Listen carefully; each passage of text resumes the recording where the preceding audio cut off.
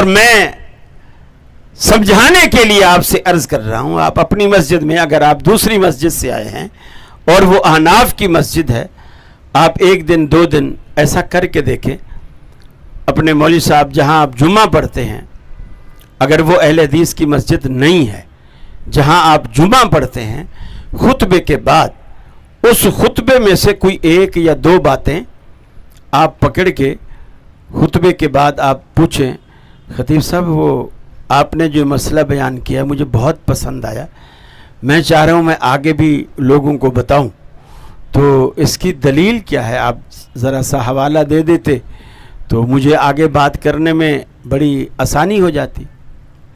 وہ اسی وقت سمجھ جائے گا کہ یہ کوئی دوسری مسجد سے آیا ہے اور بھیجا گیا ہے، چونکہ ان کے ہاں یہ مزاج ہی نہیں ہے کہ علماء سے پوچھے۔ میرے بھائیو، اگر علماء سے نہیں پوچھو گے تو کیا جہلاء سے پوچھو گے؟ علماء سے پوچھا جاتا ہے، وہ فوراً سمجھ جائے گا کہ کسی دوسری مسجد والے نے اس کو پڑھا سکھا کے بھیجا ہے میرے پاس۔ اب یہ اس وقت وہ کوئی جواب نہ دے گا یا کوئی بہانہ بنا دے گا کہ حوالہ ذہن میں نہیں ہے، میں دیکھوں گا، پھر کسی ٹائم آنا، میں بتا دوں گا۔